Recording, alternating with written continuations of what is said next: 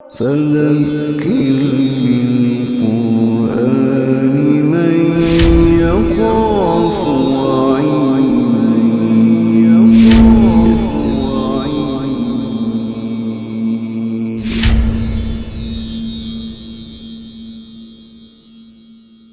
اعوذ باللہ من الشیطان الرجیم بسم اللہ الرحمن الرحیم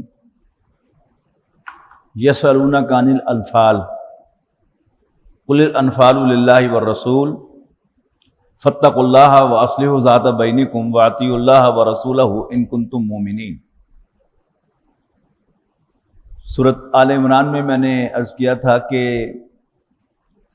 نبی اکرم صلی اللہ علیہ وسلم کی سیرت کے واقعات میں سے جو جنگیں ہوئی ہیں ان میں سے غزوہ احد پر تبصرہ سورۃ آل عمران میں ہے اور غزوہ بدر پر تبصرہ سورۃ الانفال میں ہے۔ اب آج ہم وہ سورت پڑھ رہے ہیں تو اپنے ذہن میں ذرا تازہ کر لیں کہ سیرت النبی میں ہم کہاں کھڑے ہیں۔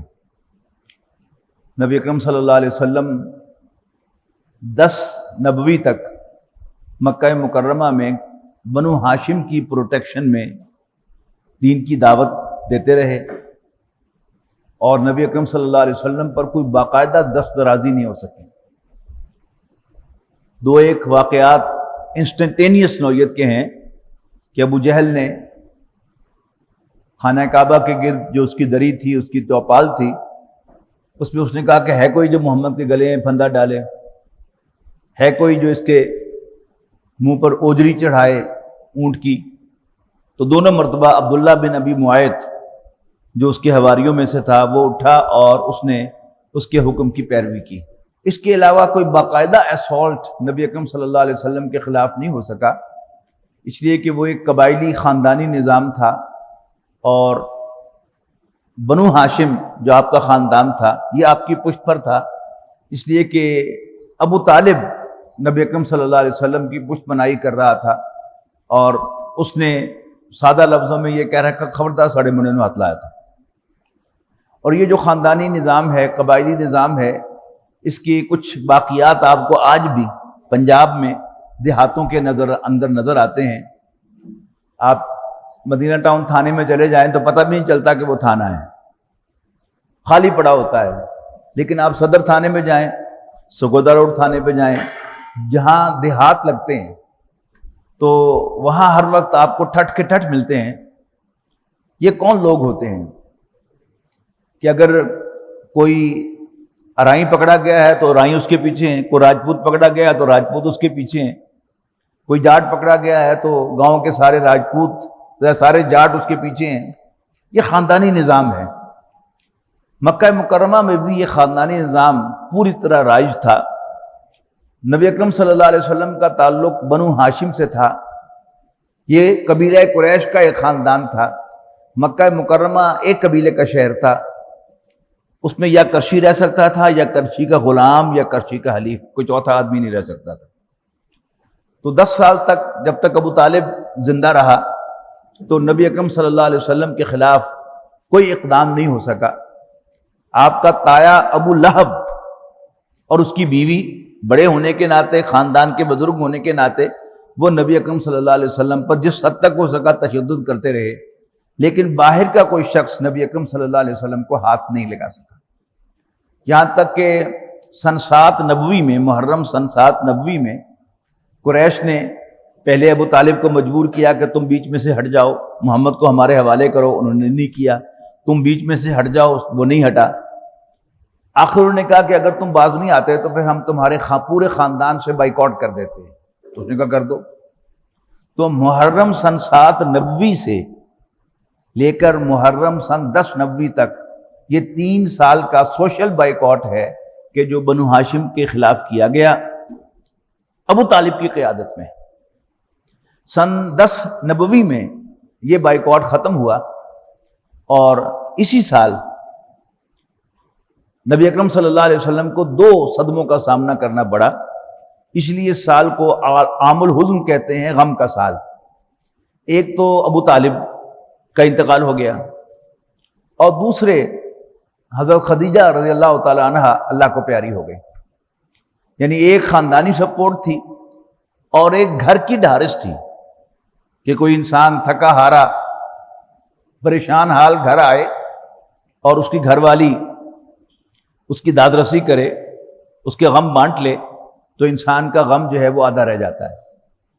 لیکن یہ دونوں سہارے اللہ تعالیٰ کے فیصلے سے نبی اکرم صلی اللہ علیہ وسلم سے چھین لیے گئے، اور اس حد تک ہماری ٹیکسٹ بک میں ہمیں پڑھایا گیا ہے، عام جو سیرت ہم اسکول میں پڑھتے رہے ہیں اس میں اس سال کو غم کا سال کہا گیا ہے۔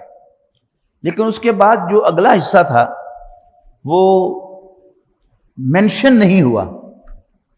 کیوں نہیں ہوا واللہ ہی بہتر جانتا ہے، اس میں کوئی شرارت تھی یا صاحب ہوا کہ ابو طالب کے بعد خاندان کا سربراہ ابو لہب بن گیا، جو اول روز سے نبی اکرم صلی اللہ علیہ وسلم کا دشمن اول تھا۔ اس نے نبی اکرم صلی اللہ علیہ وسلم کو خاندان بنو ہاشم سے نکال دیا۔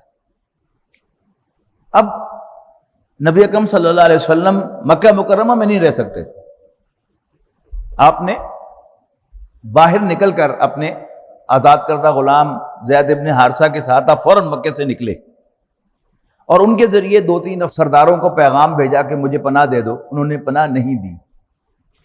تو نبی اکرم صلی اللہ علیہ وسلم طائف تشریف لے گئے اس خیال سے کہ وہاں 3 بھائی تھے، ان کی جائیداد تھی، اچھی ریپیوٹ کے مالک 3 بھائی تھے۔ لیکن وڈیرا کتنی اچھی ریپیوٹ کا مالک کیوں نہ ہو، وہ اندر سے وڈیرا ضرور ہوتا ہے۔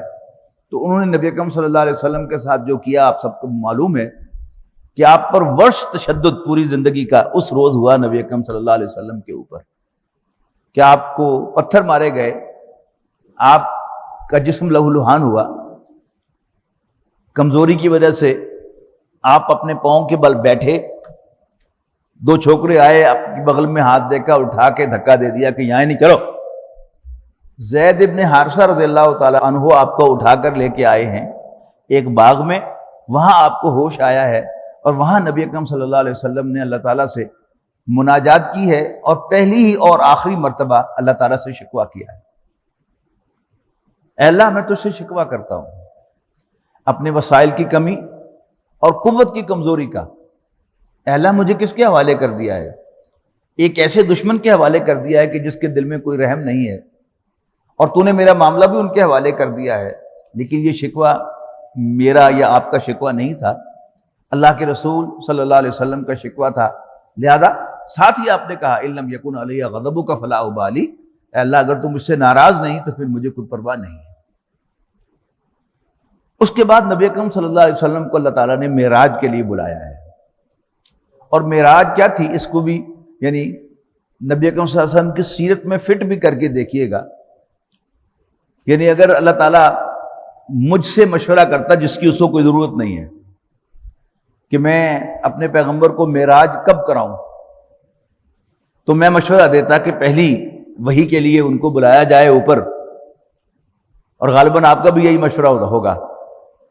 بڑا ایونٹ ہے نا کہ فرشتوں کا پنڈال سجا ہوا ہوتا، فرشتے قطار اندر قطار بیٹھے ہوئے ہوتے، نام پکارا جاتا محمد بن عبداللہ بن عبد المطلب صلی اللہ علیہ وسلم، آپ سٹیج پر تشریف لے جاتے اور تالیوں کی گونج میں آپ کو پہلی وحی پیش کی جاتی، یا اللہ اکبر کے نعرے لگ رہے ہوتے۔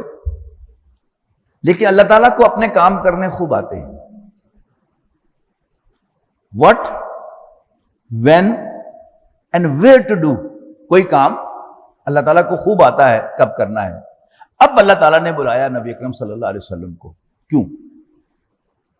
یعنی میری ہمبل اوپینین اس سلسلے میں یہ ہے کہ جیسے کوئی بچہ باہر سے پٹ کر روتا ہوا آئے اور اس کی ماں صرف اسے گلے لگا لے، اس کا منہ چوم لے، میرا چاند کہہ کر یوں ہاتھ پھیلا دے اس کے سامنے، تو بچے کے آنسو یہیں رک جاتے ہیں۔ چونکہ رسول اللہ صلی اللہ علیہ وسلم کی زبان پر شکوہ آیا تو اللہ تعالیٰ نے رسول اللہ صلی اللہ علیہ وسلم کی پیٹھ ٹھونکنے کے لیے اور ری ایشور کرنے کے لیے کہ میں تیرے ساتھ ہوں، آسمانوں پر بلایا تھا۔ اور معراج ہوئی 27 رجب سن 11 نبوی کو، اور رجب کا مہینہ تو اینڈ پر تھا، اس کے بعد شعبان، رمضان، شوال، ذی القعدہ اور 5واں مہینہ ذی الحج ہے۔ اور اس مہینے کے ابتدائی ایام میں، ایام حج میں، نبی اکرم صلی اللہ علیہ وسلم نے یثرب، جس کا بعد میں نام مدینہ نبی ہوا مدینہ منورہ کہ 5-6 افراد سے نبی اکرم صلی اللہ علیہ وسلم نے ملاقات کی اور انہیں اپنا تعارف کروایا. وہ پہچان گئے. یہ تو وہی معلوم ہوتے ہیں کہ جن کا ذکر یہودی کیا کرتے تھے آؤ ہم ان سے بھی پہلے ان پر ایمان لے آئے. وہ ایمان لائے. اگلے سال 12 افراد آئے. بیعت عقبہ اولیٰ ہوئی. حضرت مصعب بن عمیر کو ایز ٹیچر لے کر گئے اور اگلے سال 75 افراد آئے اور نبی اکرم صلی اللہ علیہ وسلم کے لیے ایک زبردست پیشکش لے کے آئے. اللہ کے رسول آپ کے خاندان والوں نے آپ کو ڈسون کر دیا ہے, آئیے آپ ہمارے پاس تشریف لے آئیے, ہم اسی طرح آپ کی حفاظت کریں گے جیسے ہم اپنے خاندان میں پیدا ہونے والے بچوں کی حفاظت کرتے ہیں. تو نبی اکرم صلی اللہ علیہ وسلم نے ان کی پیشکش قبول کی اور ربیع الاول میں نبی اکرم صلی اللہ علیہ وسلم مدینہ منورہ منتقل ہو گئے. مدینہ منورہ میں تشریف لاتا ہی آپ نے پہلے 6 ماہ میں 3 اہم کام کیے. ایک تو مسجد نبوی تعمیر فرمائی رسول اللہ صلی اللہ علیہ وسلم نے, اور وہ کیا تھا, وہ مسلمانوں کا مرکز تھا. دوسرا کام آپ نے یہ کیا کہ مسلمان مہاجرین اور انصار کے درمیان ایک بھائی چارہ قائم کیا, مواخات. اخن کہتے ہیں بھائی کو, اور مواخات بھائی چارہ. ایک مہاجر کو آپ نے ایک انصاری کا بھائی بنا دیا اور اس کو ذمہ دار بنا دیا کہ اس کی کفالت تمہارے ذمہ ہے. تیسرا کام آپ نے یہ کیا کہ وہاں پر مدینہ منورہ میں جو قبائل آباد تھے, اوس, خزرج, یہ سنز آف دا سوائل تھے, اور 3 قبیلے مین شہر میں یہودیوں کے آباد تھے, اور وہ تاریخی اعتبار سے اپنی کتابوں کی بنیاد پر آخری نبی کے صحابی بننے کے لیے کھجوروں کی سرزمین میں آئے تھے, اور وہ کھجوروں کی سرزمین مدینہ منورہ ہے. تو نبی اکرم صلی اللہ علیہ وسلم نے ان قبائل سے ملاقات کی, ان کے بڑوں سے, اور ان سے کہا کہ یہ آپس میں تم لڑتے کیوں ہو؟ انہوں نے کہا جی اپنے حقوق لینے کے لیے. تو آپ نے انہیں کہا کہ نہیں, جو بھی ایشوز ہوں ان کو ٹیبل پہ بیٹھ کے حل کرنا سیکھو, گفت و شنید کے ذریعے, گفتگو کے ذریعے. تو انہوں نے کہا کہ جی پھر اگر کوئی فریق نہ مانے تو لڑنا ہی پڑے گا ہمیں. انہوں نے کہا نہیں. آپ نے فرمایا کہ پھر اپنے میں سے کوئی آدمی تو تمہارا ایسا ہوگا کہ جس پر لوگ اعتماد کرتے ہوں, پھر اس کو فیصلہ کرنے والا مان لو کہ پھر جو فیصلہ وہ کر دے وہ سب کو قابل قبول. تو اس پر یہودیوں سے تاریخ کی سب سے بڑی غلطی ہوئی کہ انہوں نے کہا کہ پھر ہم آپ پر اعتماد کرتے ہیں, پھر آپ ہی فیصلہ کرنے والے ہوں گے. یوں نبی اکرم صلی اللہ علیہ وسلم کی حیثیت کانسٹیٹیوشنل ہیڈ کی ہو گئی. مدینہ منورہ کے اندر ایک معاہدہ لکھا گیا ان 5 فریقوں کے درمیان. اس میں یہ طے پایا کہ ہر قبیلہ انٹرنلی اٹونومس ہوگا, اور جو بھی ان کے آپس میں ایشو ہوں گے وہ ٹیبل پہ بیٹھ کے طے کریں گے, ان کا پولیٹیکل سولوشن سیکھ کریں گے, نہ کہ وہ ملٹری سولوشن کی طرف جائیں. اور اگر پھر وہ ٹیبل پر بیٹھ کے حل نہ کر سکے تو اللہ کے رسول کا فیصلہ آخری فیصلہ ہوگا. اب اندر امن ہو گیا مدینہ منورہ میں, تو نبی اکرم صلی اللہ علیہ وسلم نے باہر نکل کر اپنی حیثیت کے بارے میں قریش کو بتلایا کہ میں زندہ ہوں اور میں تمہاری معاشی ناکہ بندی کر سکتا ہوں. قریش جو تھے یہ سکے چودھری تھے. مکہ مکرمہ میں بارش نہیں ہوتی تھی, لہذا اگتا کچھ نہیں تھا اور پروڈیوس بھی کچھ نہیں ہوتا تھا. تو یہ تاجر پیشہ لوگ تھے, اور ان کی اصل تجارت جو تھی وہ کارگو کی تجارت تھی. مشرق سے انڈیا, ملائیشیا, انڈونیشیا, یہ پرانے ملک ہیں, چائنا, ان سے جو مال کشتیوں کے راستے آتا تھا وہ یمن کے ساحل پہ اترتا تھا, اور پھر بائی سرفیس اونٹوں کے ذریعے وہ شام کی طرف اور پھر یورپ کی طرف جاتا تھا. مکہ مکرمہ میں قریش کی حیثیت پیرزادوں کی سی تھی, اس کے لیے کعبے کے متولی تھے. قریش کے قافلے کو کوئی ہاتھ نہیں لگاتا تھا، کوئی نہیں لوٹتا تھا، باقی سب قافلے لوٹتے تھے۔ تو آبویسلی کیا تھا کہ جو بھی قریش مال لے کے جاتے تھے ان کا، وہ انشورڈ ہوتا تھا کہ اس پر کوئی ڈاکہ نہیں ڈالتا تھا۔ لہذا قریش نے یہ جو کیروان روٹ تھا اس کو مونوپلائز کیا ہوا تھا، ان کی مونوپلی تھی ان کی۔ اب باقی سب کے لیے قریش پیرزادے ہوں گے، بڑے باعزت ہوں گے، کعبے کے متولی ہوں گے، لیکن نبی اکرم صلی اللہ علیہ وسلم اور مسلمانوں کے لیے وہ مشرک اور نجس تھے، ناپاک تھے، اور انہوں نے نبی اکرم صلی اللہ علیہ وسلم کے خلاف جنگ ڈکلیئر کی ہوئی تھی پہلے سے۔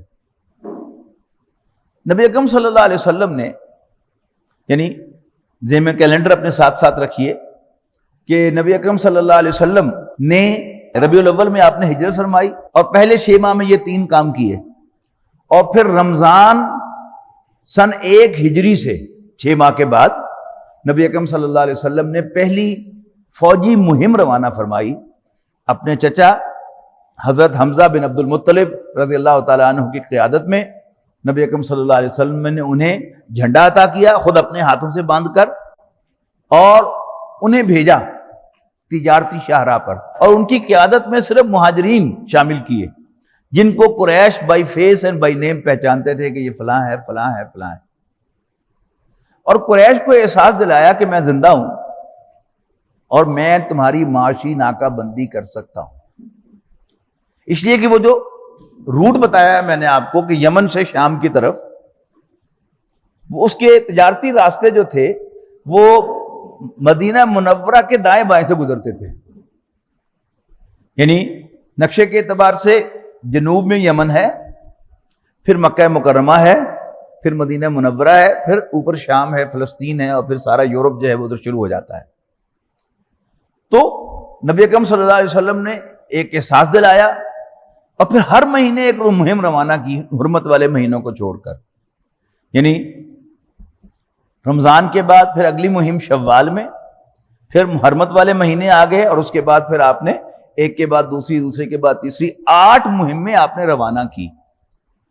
ایک تو قریش کے جو معاشی راستے تھے ان کو مخدوش بنانے کے لیے، تھریٹن کرنے کے لیے، اور عرب کے مختلف قبائل کی طرف دوستی کا ہاتھ بڑھانے کے لیے کہ تم میرے الائز بن جاؤ۔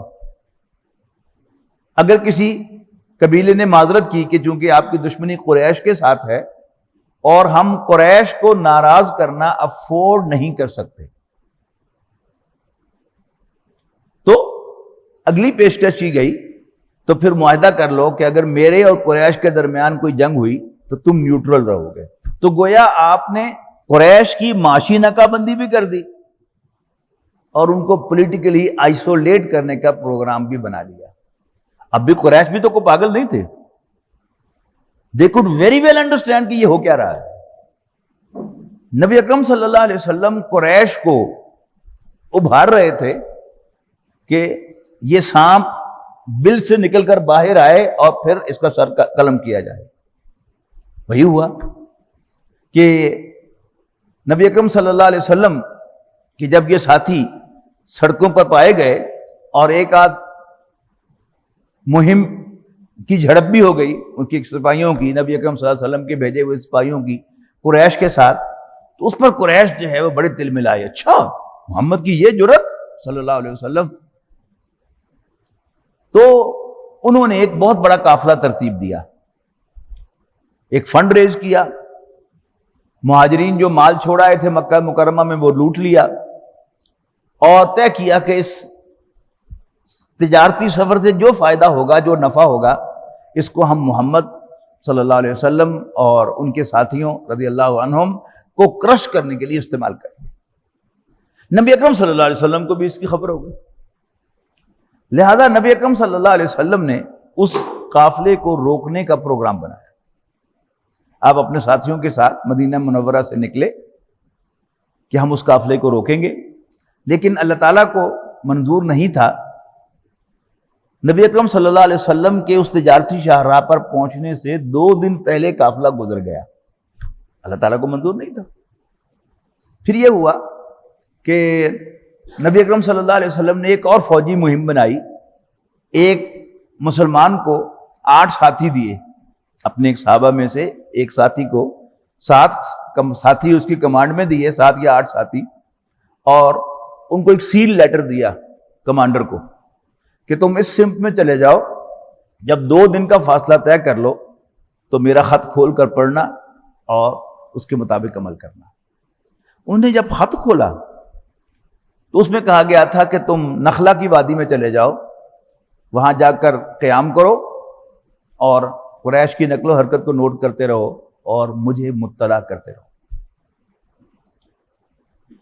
وہاں ایک قافلہ آیا، بہت قیمتی سامان تھا لیکن بندے 4 ہی تھے اس کے ساتھ۔ وہ آخری تاریخ تھی رجب کی، رجب جو ہے حرمت والا مہینہ ہے، اور وہ جو حرم کا علاقہ ہے وہ بالکل اس کے بارڈر پر واقع ہے۔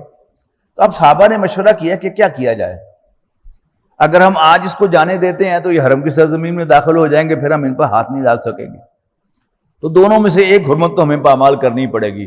مشورہ کیا اور پہ گیا، ایک آدمی کو قتل کر دیا، ایک بھاگ گیا، 2 کو قیدی بنا لیا اور مال غنیمت لے کر رسول اللہ صلی اللہ علیہ وسلم کی خدمت میں حاضر ہوئے۔ تو آپ نے اظہار ناراضگی فرمایا کہ میں تم سے یہ نہیں کہا تھا، میں نے تمہیں کہا تھا کہ وہاں قیام کرو، قریش کی نقل و حرکت کو نوٹ کرو اور مجھے اطلاع دیتے رہو، لیکن آپ نے انہیں کوئی سزا بھی نہیں دی۔ اچھا، اب یہ دونوں خبریں، ابو سفیان وہ جو بڑا قافلہ تھا وہ ابو سفیان کی قیادت میں شام کی طرف جا رہا تھا، اور ابو سفیان بنو امیہ کے چشم و چراغ تھے، اور تاریخ انسانی نے جو بڑے بڑے سٹیٹسمین اور پولیٹیشینز پیدا کیے ہیں ان میں ایک بہت بڑا نام ابو سفیان کا ہے۔ ہی واز ویری ویجیلنٹ، اور ان کو خبر ہوئی کہ میرا پیچھا کیا ہے محمد نے صلی اللہ علیہ وسلم، لہذا انہوں نے ایک ایکسپریس کال بھیجی مکہ مکرمہ کہ مجھے محمد اور اس کے ساتھیوں سے خطرہ ہے، تم میری مدد کو پہنچو۔ لہذا 50 مزید تیر انداز قریش نے روانہ کیے ان کی مدد کرنے کے لیے، لیکن ابو سفیان شام میں اپنے سٹے کے دوران بھی بڑے ویجیلنٹ رہے، اور پوچھا کہ یہاں کوئی نئے سے لوگ تو نہیں نظر آئے؟ لوگوں نے کہا کہ ہاں وہاں اس جگہ کچھ لوگ پڑاؤ ڈالے ہوئے تھے، ان نون سے تھے، باقی ہمیں کچھ پتہ نہیں۔ باقی وہی جگہ تھی جہاں مسلمان پڑاؤ ڈالے ہوئے تھے 2 دن پہلے۔ تو ابو سفیان وہاں پہنچے، مسلمان وہاں سے موو ہو چکے تھے، لیکن اونٹوں کی لیدیں پڑی ہوئی نظر آئی وہاں پر۔ تو ذہانت دیکھی ابو سفیان کی کہ انہوں نے جا کر ایک اونٹ کی لید کو توڑ کے دیکھا، اندر کھجور کی گٹھلی نکلی۔ انہوں نے کہا ہو نہ ہو یہ مدینے کے لوگ ہیں کہ صرف مدینے کے اونٹ ہی کھجور کھا سکتے ہیں، اتنی وافر کھجور ہے کہ ان کی اونٹ بھی کھجوریں کھا لیں، باقی اور کسی علاقے کا اونٹ جو ہے وہ کھجور نہیں کھائے۔ لہذا انہوں نے ایک تو کمک منگوا لی تھی مکہ مکرمہ سے، اور واپسی پر انہوں نے راستہ بھی بدل لیا۔ جب قریش کو یہ پتہ چلا کہ نبی اکرم صلی اللہ علیہ وسلم نے ان کے قافلے کا پیچھا کیا ہے، انہوں نے کہا ہیں؟ لہذا 1000 کا لشکر تیار ہو گیا مکہ مکرمہ میں نبی اکرم صلی اللہ علیہ وسلم کو نیچا دکھانے کے لیے، اور ونس فار آل اس چراغ کو گل کرنے کے لیے اپنے خیال کے مطابق۔ اب ایک طرف تو وہ قافلہ چل گیا مکہ مکرمہ سے، دوسری طرف ابو سفیان راستہ بدل کر ساحل سمندر کے ساتھ ساتھ ہوتے ہوئے مکے پہنچ گئے، اور پیغام بھیجا کہ میں سیف پہنچ گیا ہوں، لہذا واپس آ جاؤ۔ ہر جماعت میں کچھ ہاکس ہوتے ہیں، کچھ ڈوز ہوتے ہیں، کچھ جوشیلے مزاج کے لوگ ہوتے ہیں، کچھ سلجو مزاج کے لوگ ہوتے ہیں، تو ان کی کلاس میں بھی ایسے ہی تھا۔ ابو جہل عمر بن حشام، جس کو نبی اکرم صلی اللہ علیہ وسلم نے ابو جہل کا نام دیا تھا، ولید بن مغیرہ، نضر بن حارث، یہ وہ لوگ تھے کہ جو جوشیلے مزاج کے مالک تھے، اور ان کا خیال یہ تھا کہ روز روز تیاریاں نہیں ہوتی، اب ہمیں ونس فار آل یہ مشن اکمپلش کر لینا چاہیے۔ لیکن عتبہ بن ربیعہ جو بہت بڑا سردار تھا بلا شبہ، اور حکیم ابن حزام یہ بھتیجے تھے حضرت خدیجہ رضی اللہ تعالی عنہا کے، یہ وہی ہیں کہ جو شیب ابی طالب کے 3 سال کے بائیکاٹ کے دوران چھپ چھپا کر پہاڑ کراس کر کے کھانے پینے کی کچھ چیزیں دے جایا کرتے تھے۔ یہ ڈف نیچر کے تھے، یہ جنگ روکنا چاہتے تھے۔ عتبہ بن ربیعہ بڑا تھا، اس نے کہا کہ ہمیں محمد کو عرب کے حوالے کر دینا چاہیے، اگر تو عرب محمد پر غالب آ گئے صلی اللہ علیہ وسلم تو جو کام ہم کرنا چاہتے ہیں وہ کام بھی ہو جائے گا، اور ہم بدنام بھی نہیں ہوں گے کہ ہم نے اپنے بھائی کے خون سے اپنے ہاتھ رنگ لیے۔ اور اگر محمد عرب پر غالب آ گئے صلی اللہ علیہ وسلم تو پھر ہماری ہی جیت ہوگی، اس لیے کہ محمد ہمارے ہیں۔ ایک کرشی ہی پورے عرب پر غالب آئے گا نا تو ہم ہی غالب آئیں گے، تو ہم وی شوڈ گو بیک۔ ابو جہل نے ڈبل گیم کھیلی۔ عتبہ بن ربیعہ کے بیٹے ابو حذیفہ بن عتبہ رضی اللہ تعالی عنہ وہ نبی اکرم صلی اللہ علیہ وسلم کے ساتھیوں میں شامل تھے۔ تو ابو جہل نے تانا دیا کہ ہاں بیٹا ہے نا ادھر، اس لیے بڑے اچھے اچھے مشورے دے رہا ہے نہ لڑنے کے۔ اور دوسری اس نے گیم یہ کی کہ وہ جو نخلا کی وادی میں ایک مشرک قتل ہوا تھا مسلمانوں کے ہاتھوں، اس کے بھائی کو بلایا، اس نے کپڑے پھاڑ کر دہائی دی، ہائے میرے بھائی کا خون۔ اور یہ عربوں کے خون کو جوش دلانے کے لیے بڑا ایفیکٹو ٹول تھا، لہذا عتبہ بن ربیعہ نے کہا کہ اچھا اگر یہ بات ہے تو پھر چلو۔ لہذا عتبہ سب سے پہلے میدان میں آیا بدر میں اپنے بیٹے اور اپنے بھائی کو لے کر، عتبہ، شیبہ اور ولید، یہ 3 افراد ہیں کہ جو سب سے پہلے غزوہ بدر میں میدان میں آئے ہیں۔ اب یہ بیک گراؤنڈ ہے جس میں یہ جنگ ہوئی، اور اللہ تعالیٰ نے غیر معمولی فتح نصیب فرمائی نبی اکرم صلی اللہ علیہ وسلم کو کہ صرف 14 مسلمان شہید ہوئے، جبکہ 70 قرشی سردار واصل جہنم ہوئے اور 70 ہی کو قیدی بنایا گیا، یعنی 140 افراد وکٹم ہوئے، جو زخمی ہوں گے وہ علیحدہ ہیں، یعنی قتل ہوئے یا قیدی ہوئے، ان دونوں کو آپ جمع کر لیں تو 140 تعداد بنتی ہے۔ اور مسلمانوں کی کل تعداد جو ہے وہ 313 یا 314 تھی کہ جو اس جنگ کے اندر شریک تھے۔ یہ پہلا موقع تھا کہ نبی اکرم صلی اللہ علیہ وسلم کے ہاتھ مال غنیمت لگا۔ عرب کا پرانا دستور یہ تھا کہ جو مال جس کے ہاتھ لگ جائے وہ اسی کا ہے، لہذا چونکہ یہ پہلا موقع تھا، نبی اکرم صلی اللہ علیہ وسلم کو اللہ تعالیٰ کی طرف سے پرماننٹ انسٹرکشن دے دی گئی کہ مال غنیمت کی تقسیم کس طرح ہوگی۔ یہ مضمون جو ہے یہ اس سورت کے اہم مضامین میں سے ہے، لہذا سب سے پہلے بینر بھی اسی کا ہے۔ اصل میں تو یہ مضمون جو قانون ہے غنیمت کا وہ بعد میں بیان ہوگا، جہاں سے 10واں پارہ شروع ہوگا، لیکن جیسے کوئی اہم خبر ہوتی ہے تو اس کو ہیڈ لائن کے طور پر بیان کیا جاتا ہے، تو اس کی ہیڈ لائن جو ہے وہ انفال کو بنایا گیا ہے، غنیمتوں کو۔ دوسری بات یہ کہ یہ پہلا موقع تھا کہ نبی اکرم صلی اللہ علیہ وسلم کے ہاتھ 70 قیدی لگے، اور نبی اکرم صلی اللہ علیہ وسلم نے ان کے لیے مشورہ کیا۔ اس میں پھر ڈفرینس آف اوپینین ہوا، حضرت ابوبکر اور ان کے ساتھ جو نرم مزاج لوگ تھے ان کی ایک رائے تھی، اور حضرت عمر رضی اللہ تعالیٰ عنہ اور ان کی سوچ کے جو دوسرے صحابہ تھے ان کی دوسری رائے تھی۔ نبی اکرم صلی اللہ علیہ وسلم نے حضرت ابوبکر کی رائے پر عمل کیا، لیکن اللہ تعالیٰ کی طرف سے اسی صورت کے اندر تائید آئی اس رائے کی جو حضرت عمر رضی اللہ تعالیٰ عنہ اور ایک اور صحابی کی رائے تھی کہ اللہ کے رسول دونوں نے ایک ہی بات کہی تھی کہ یہ ہمارے اپنے ہی لوگ ہیں۔ حضرت ابوبکر نے بھی یہی کہا، حضرت عمر نے بھی یہی کہا۔